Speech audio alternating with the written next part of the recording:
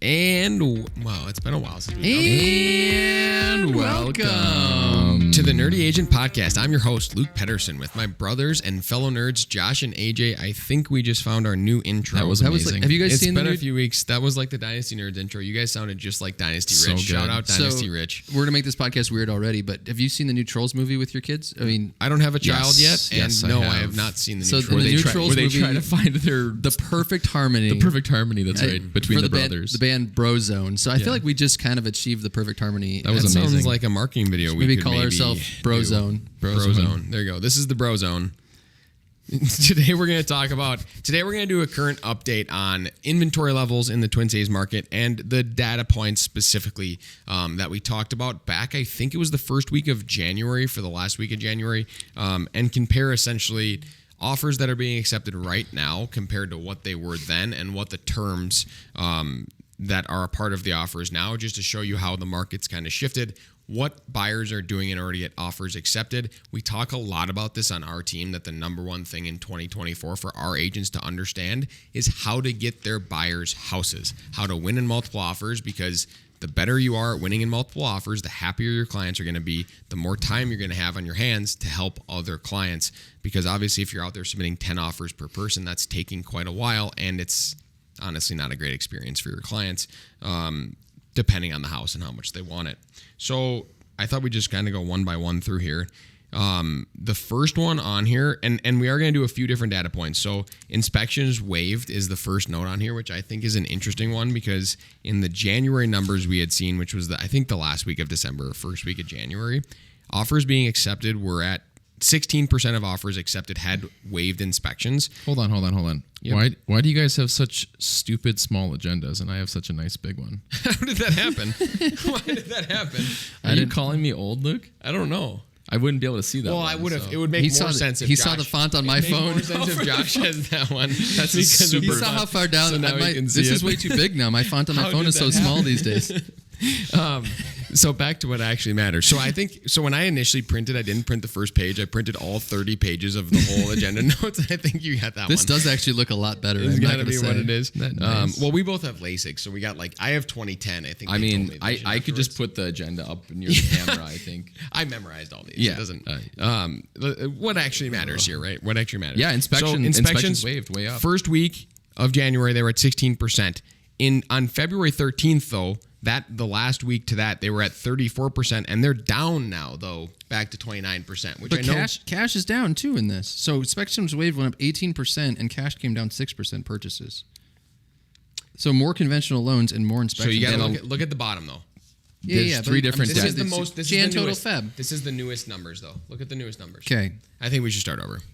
No, we had such a good intro. Keep I know. going. Well, now we can't I know we not have to start over. Well, he was looking at the wrong numbers. What do you mean? I'm looking at the. Why, there's January. I know, Here's this is the- February. no, this you is the give him a most bigger recent- agenda and he can't even How am I do supposed it to read right. two documents at one time? I know, because you folded it. I didn't fold it. You handed it to me. We're gonna start over. All right, let me just make sure I can understand this. So cash is up, conventional's down. I have 14 minutes now. So you have compared to the week prior at the bottom, and then because we were going to do this 2 weeks ago, you have the 2 weeks ago numbers, and then you have the first week of January numbers. Okay, so I'm using You're using this number compared to the January number. You're comparing whatever you want, but what I was going to say was that inspection waves was 34%. Now it's 29%. I wonder if 2 weeks ago the interest rates were better than they are now, and so Oh, people got are it. waiving All right. more inspections. Is what I was going to say. You ready for the Brozone intro, AJ? Do you guys want to do this again?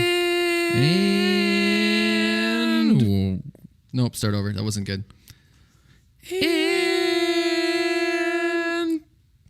I thought you guys we're were way too high-pitched You right now. said welcome. You guys said welcome last You time. said welcome, didn't you? no, we did say welcome. And I said to the Nerdy Agent Podcast. And Oh, well, God, your voice is so high right now, AJ. and Clip this. welcome. Clip this and put just a frustrated. Put like the steaming thing out of my nose. Welcome. Ready? Put Okay, the steaming thing out of my nose during one of these. 3. And welcome To the Nerdy Agent Podcast. I'm your host, Luke Pedersen, with my brothers and not just real estate nerds, but dad nerds in general. As Musical you can see, geniuses. AJ and Josh, they're talking about the new Troll movie. They're trying to brozone, harmonize, something like that. I don't know. Maybe in a couple of years I'll understand what it's like to watch dumb movies. It'll be so fun in 2 years, Luke, when you're watching these. It will we can be. all we can talk about all the new animated films. It'll be so fun. And a good segue today is it kind of feels like Trollstis out there for the buyers a little bit. I don't know what Trollstis is. Most of the listeners do, I think. Today, we are going to give kind of a current update on, at the beginning of the year, we talked about a few data points as far as buyers' offers that are getting accepted and what the terms are on those offers. We spoke about that beginning of the year, what that looked like compared to the fall. Now we're going to compare it to 2 months into the year to give you kind of an idea on what it's taking for buyers to get houses accepted. Just because as an agent, and we talk about this a lot, our agents, the most important thing they're going to do in 2024 is understand how to win offers and multiple offers and get their buyers into those houses because, one, it creates a better customer experience for their clients, and two, it opens up time for them to go get new business and find other clients more houses. If you're submitting 10 offers per buyer, it's just going to take up a lot of your time and you're not going to be nearly as efficient in your business. And your client is going to feel terrible Horrible. because they just keep losing. Correct. It's not much fun, and if is you're it? not saying the right expectations because you don't know what is going to happen when there's 5 offers on a house, your client's also going to go, well, what the heck? Like, why do we keep losing? And you're not going to know because you're not going to know what offers are getting accepted, what the terms are on those. So I just wanted to go one by one here and just want to make sure we understand the bottom numbers are the most recent accepted offer terms. The 213 is for the middle of February, and then the January number was the one we had talked about. So I mostly want to compare that January number to the bottom numbers, but you can kind of flitter in Sure. middle of February. So the first one on here that I thought was interesting was the inspection waived, which is usually the most hot button term when deciding how competitive a multiple offer situation is outside of price and appraisal guarantees. In January, that number was 16%, which was the first week of January. So a lot of that data was from. No, I think the end that's of a blended number for January from Jason. Oh, it is. Mm-hmm. But I think it was like the second week in January when we did it, so it didn't have the full January numbers. Oh, Either okay, way, sure, either sure. way, it's up. It's up from January to 29% now. The thing I found interesting was that in the middle of February, that number was 34%, and I was trying to remember back. Do you guys know what the interest rates were then? Were they lower or no? They're about the same. They've been about the same for the whole month of February. So you could probably argue that a 5% swing in that scenario didn't really. It's more so what houses were available. Statistical probably. anomaly, probably. Yeah, exactly. It's more so just the competition, right? It's just gotten more intense out there. Since January, yeah, and it's kind of been. I mean, you could say that within 5%, you've kind of had an even demand, cycle in February. Yep. Either way, what we should do at some point here, AJ, is we should have, or Luke and AJ, we should have Jason look at our team's numbers here versus the actual numbers that the market's having. Because I think that my biggest thing that I look at this, I get a little shocked, and I was shocked on the last time we did this, but like 30% inspection waived and then 8% appraisal gap coverage, to me it's like, it just reinforces the belief that more people need to be learning more about what they do in their craft. Waiving an inspection is the how do I say this?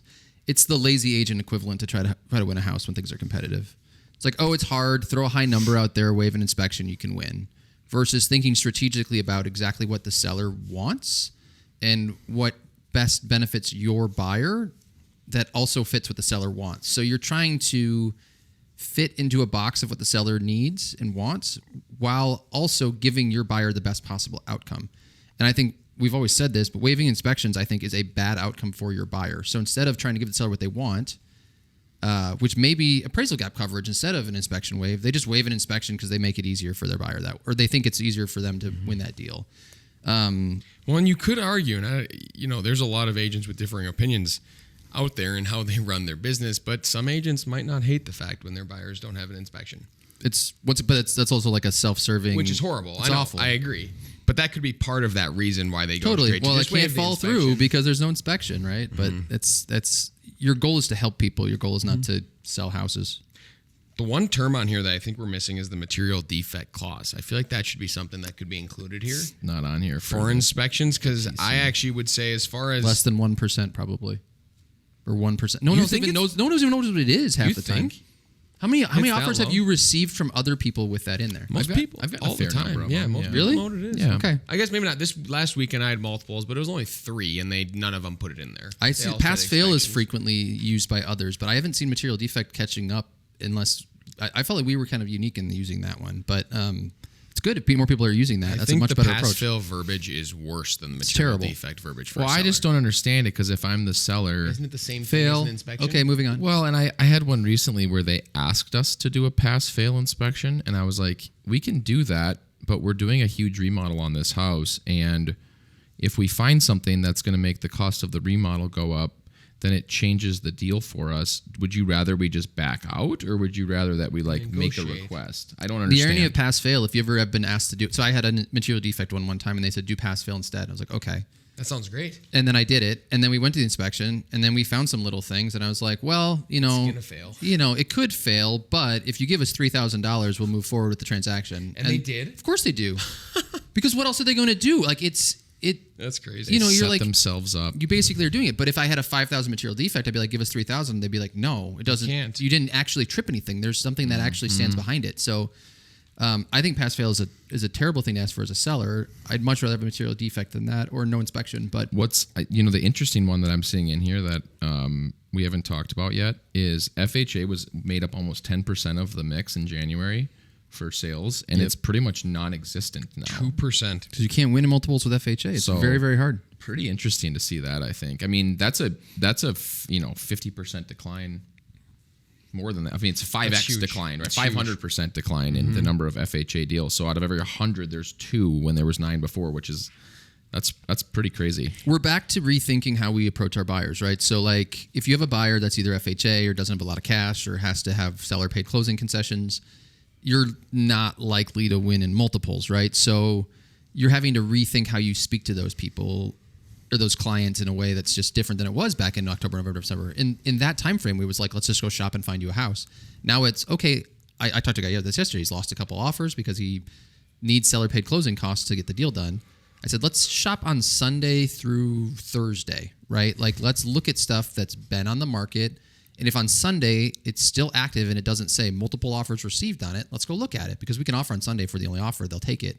But if you're trying to throw it, like we tried to win a house in 6 offers, and even though we threw a really aggressive offer out, you can't win in 6 offers when you need seller paid closing costs. Especially with appraisals. No, yeah, not a chance, right? Yeah. You're 30,000 over the thing with no appraisal gap coverage because you don't have the cash. And honestly, the most important piece of what he's talking about there and bringing this back to FHA offers is the experience your client's going to have working with you and why that matters. Because if you have a buyer right now that's FHA and you're just going out there and you're offering in multiple offers and you're losing. And you're only searching Friday through Sunday. And you're maybe putting out offers that are like historically pretty good. Like it's a $300,000 house. You're escalating to 325 or 330. You should be in the mix there. But if you don't understand that you get pushed to the bottom of the pile when compared to everybody else that's around you in price solely because they're conventional, if you don't get that and you can't tell your client that, they're going to look at you and go, what the heck? And you are probably at risk on enough offers not understanding why of them like working with somebody else or switching that versus being upfront and saying, hey, here's the deal. Like FHA offers and multiple offers basically aren't getting accepted. So you have to either find a house that doesn't have multiple offers, do something to get to conventional, or we should wait until even June, July. I mean, by May, by June, most of this starts to start ramping down. Begins to start ramping down would probably be the best way to Starts to start the car. Ramping down, and so it can be a little bit easier for FHA buyers to get in there. So I think that is a really good point. It looks like VA is still faring about the same. It's actually up since January, which is interesting. So the VA opinion by sellers is different than You can do more with a VA loan, FHA. though. There's different things that you can kind of include in those offers in a way that you can beat an FHA offer. But the issue with FHA offers is the appraisal safety standards, and VA has the exact same safety standards on the appraisal.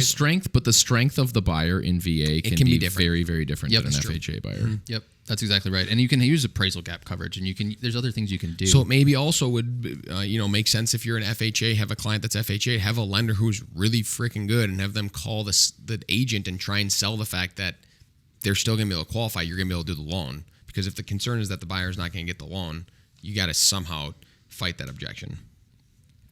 That should always be something you got. But I mean, yes, and 100% all of agree. these other numbers are up too. I mean, you look at average price to average sales price to list price, median purchase price to list price. They're all up pretty meaningfully compared to January. And I mean, we're feeling that, right? I mean, the market has gotten more competitive.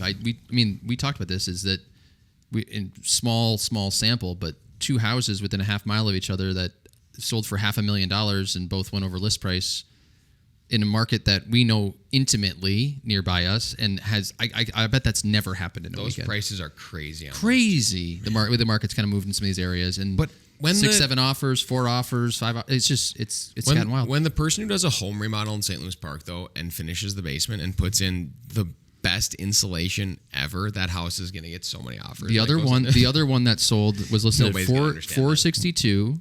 It sold over 500,000. That's crazy. There was no ductwork in the basement. no, Going to the basement. So the basement was freezing location. cold. Great location though. Yeah, was a that block. cold? It was freezing. Yeah, you walked downstairs. I was like, it's cold down here. I wonder if there's any vent. it's- Nope, no vents. It's a great spot, but it is definitely not far enough south on Earth to not have vents in the basement. Probably. That's There's a fireplace, I guess. So, but One of yeah. most of this other stuff is tracking less seller contributions towards buyers' closing costs, but you are still seeing that at a quarter of the accepted offers on here. However, that could be $1,000 negotiated during the inspection, so it's hard to Exactly track right. that number. It's not the full 3%. The other unique one I'm seeing is the contingency on the sale of the buyer's home. In January, it was 4%. Middle of February, 6%. It's 11% now. Yeah, that might just be statistical anomaly. You think? Yeah, it might be just like one of, it was 4 of 100 and now it's 11 of 100. That's quite a few more. It is a few more, but I don't know if there's enough mixed. We could also look into, because I don't have stats on this right now, but are more showings happening in the higher price brackets? Because Right. if we're getting to the point where some of the higher price brackets are starting to appreciate, like there's just a little more activity because people have been sitting on the sideline for so long, that's when you'll start to see that number rise. Because I think that's where you tend to see move up buyers who may need to be contingent. And in some of those cases, can be because there's just fewer buyers in those pools. The reason I like that number going up, even if it is, let's say, a statistical anomaly, you could argue that seeing that number increase is showing a increase in sellers' want and okay and desire with selling their house and getting the higher interest rate when they would have had a lower interest rate. So you might see more buyers saying, hey, we could jump up and do a new build. You have a lot of people doing something like that, right? Mm-hmm. And then offer that new build contingent on the sale of our place. And then we go and sell our first-time home buyer house. You might see more people stepping up right now than they were even 2 months ago. Exactly. They might start thinking about it now, and that might, hopefully, I mean, I'd love that number to actually increase because that would say that we're probably going to see a little more inventory, which we desperately need, obviously. Yep. The other flip side is, we've talked about this, but inventory levels have gone up a little bit since where they were a year ago, but mostly in that there's just a lot more not great houses Crappy that are houses. sitting. And so, that could be the other reason where it's like, if you are contingent, maybe you just bought one of the houses that wasn't great because that's the only thing you could get. Crazy though is that I don't know if there was a snowstorm at the end of February last year. Do you guys recall? Probably. I mean, yes, usually there's a snowstorm in February. Last week compared It doesn't to snow in this- Minnesota. It doesn't anymore. Last week compared to the same week in February of 2023, 35% more listings. Yeah. Really? Yeah. I mean, if this is the weather we have in Minnesota going forward, these market prices are just going to keep going They will. crazy. You're not kidding. I have someone right now that lives in California, and he came to town because he's going to move here with his family, save some friends here. And obviously the standard of living in California is insane. The cost of everything. living. Yep. Not to mention he was talking about, like, in order to go to the grocery store, I have to get on the highway in traffic and drive 20 minutes. And I was like, I drive 2 minutes as long as I don't hit the stoplight at 7 and 101. Right? That's Yep. the only Yep. thing. Where do you get your groceries? Target. Well, Cub, but Target now because they can Lakewinds. deliver them to my car. Oh, I love Cub Foods. I know, but they don't deliver it to your car. I know, but I feel like I'm in a small town when I walk in there. AJ, for those who don't know, just started going grocery shopping again for the first time in the last decade. I'm very And good he at is it. super reminds you of your in- childhood, doesn't it? When we go with he's mom and super dad into to- grocery shopping. to I buy get us mozzarella sticks. sticks every time. Yeah. Oh, they're Just so like we good. were kids.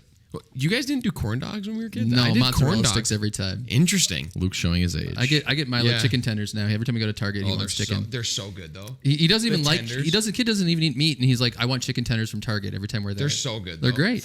Have you tried the small corn dogs? What are the mini corn dogs at Target? No. Oh, they're so good. But if I can accomplish one thing as a parent, it would be I want my kid to grow up and then go to Target and want to buy their child food while they walk around the grocery that's a store so they can eat it. blast. You get to the checkout and you just hand them an empty container. how fun. A little bit off topic. Can we but do one thing for this one? Yeah. I think this would be a good wrap up Yep. for it. We call it like the soapbox moment where each one of us gives our little soapbox speech of like what we find value, because I feel like we've been all over the place in this episode, if we're being honest. So like take one nugget and spew on it for 30 seconds. AJ, you can start. Oh man, I have mine. I'm gonna do it at the team meeting. Do you want me to start? Oh, Luke's gonna speak. Yeah, go ahead. I Luke. have mine. Agents, you need to try harder to get your buyers' offers accepted. I had a listing this last weekend that we were maybe going to buy a house 2 weeks ago, and we knew we were coming on the market, and I knew there was a house that got multiple offers down the street, so I called that agent because she worked at Engel & Volkers, and she's super nice, and it was super fantastic. She sent me the 2 buyers that lost their numbers. I called both of them. One responded and said, hey, he lost his job, he's not looking. The other offer, I called him, I texted him, nothing. And then we went on the market on Friday, got an offer. We're about to accept it. And the guy texted me at 1 o'clock on Saturday and was like, my buyer came through the open house and wants to offer. And then he won $10,000 over the list price. And I would have sold it to him at list price a week and a half prior if he had just responded off market. Yep. And he didn't say anything. I was like, where are you? Where were you? I had somebody else on that house that was maybe going to offer. We got that offer. I told her Friday night we had it. I told her Saturday morning. I texted her again the afternoon. Nothing until 5 o'clock on Saturday night. And then they sent us a verbal and lost. It's Like, remarkable. where are you? You got to work so much harder than that, guys. Like, you have to try harder. The offer I got accepted for my buyers this weekend had 35 showings on Friday. They accepted our offer Friday night, and they had people asking about wanting to offer on Saturday. Where were you on Friday? Yeah, That's that's my phenomenal. soapbox. My flip. That is an my, awesome soapbox. My I am flip side. pumped up. My flip side soapbox. If you are a listing agent and you do not directly reach out to every single showing that happens Yes. on your property, regardless of how competitive the market is, and you think you don't have to do anything and it'll just sell, if you're not reaching out to them and you're not communicating, the terms your seller would be comfortable with and want, then you are also shooting yourself in the foot, and your reputation is not going to be as good. The one I had multiple offers on, when I called the people and told them they lost this weekend, none of them were in a sour mood about it because I was communicating exactly what we were looking for and exactly what we wanted for the entire process. And I texted every single agent who showed the house. And if you're not doing that, you're going to have a harder time getting feedback, and your sellers are going to be asking you what you're doing. So there's my soapbox for the day. Love it. And just sending a mass email saying, I have a new listing that hit your buyer's portal is not good enough. That's not what I mean. Because we get 1,000 of those. I get so many emails like that now because people think I have to work harder, and that's what they think they should do. I already know that your house is on the market. I saw it before you emailed me. I'm sorry. I mean, saw it already. I'll still send one of those, right? Yeah. Like I'll still do it as a listing Might agent, as but well. that's not how you're going to sell the house. So do more than that. My soapbox, I kind of already alluded to it, but will be more so. I tell every buyer when I meet them at a buyer presentation that my job is to play detective for them. So when you are in a situation where you have a competitive market, right? You might have a good listing agent communicating with you like AJ is, or maybe you don't. So if you don't, you need to, as a buyer's agent, call that person, ask a bunch of questions, dive in, tell them a little bit more about your buyer, sell your buyer to them, but also then learn like what is most important to the seller. And even say, if I was the seller, I would be worried about this and this and this. The one that I won over the weekend had a price point that was questionable from an appraisal standpoint. So I learned in talking to the listing agent, may or may not remain nameless, that the appraisal gap was the biggest thing for them. So what did I do? I talked to my buyer. I told them that was the case. We put the biggest appraisal gap number out there of anyone else that was offering on the house, and thus we won. I didn't have to waive an inspection, right? I didn't just go that route and say, well, waive our inspection so we can win. Because they didn't care. That's not what they were worried about, right? There were certain things within the inspection that they were worried about, such as an older chimney. So I said, we won't inspect the chimney. We'll be fine taking that on as is. But learn about what they actually care about, communicate that to your buyer, and then align your offer with what their needs are. Don't just think the easy route is to, I click the easy button and I just waive an inspection and I throw a really high escalation out there. because someone did throw a really high escalation out there, but they didn't think about the appraisal gap coverage, and so they lost. End of speech. I understand that you get tired because I do this too. We get in the weekend, it's like, it's in multiple offers again. The first thing I think, but if you win this one, you're going to save yourself time and your buyers are going to be happy. So the most important thing that happens is when you submit the offer, when you're in multiple offers, you should be doing the most possible work then. It's the number one thing that a buyer's agent does in this market. I have done this. So one more soapbox. I've done this with our team. How you doing? We work so hard to get to the point where we're making an offer, right? You show so many houses, you run around so fast, and you get to the point finally where they're ready to make an offer. That is when you need to double down your efforts because getting them a win gets you to the finish line, right? You should be putting so much energy into that last part of it, to Luke's point earlier, that's because if you lose, you're starting over again, and they may not make another offer, and they may not find another good house for them. So put every ounce of sweat, blood, and tears into winning that offer for them, because that's what they want, and also for you, because then you don't have to go back to the starting line. That's all we have this week on the Nerdy Agent Podcast, but don't leave. As always, remember, be better. If you don't know how to be better, how many homes has the Advisor Realty Group sold in the month of February so far? I think we hit 50. Did we hit 50? Boom. 50 houses in the month of February. If you don't know how to get better, we know how to make you better. Our agents are selling houses at the fastest clip that they ever have. We have more agents that are going to sell 10, 20, 30 homes this year than we've ever had. Feel free to reach out. DM us on Instagram. You can find all of us on Instagram. Don't DM AJ. He doesn't look. I look. Josh looks. That's all we have this week. Bye.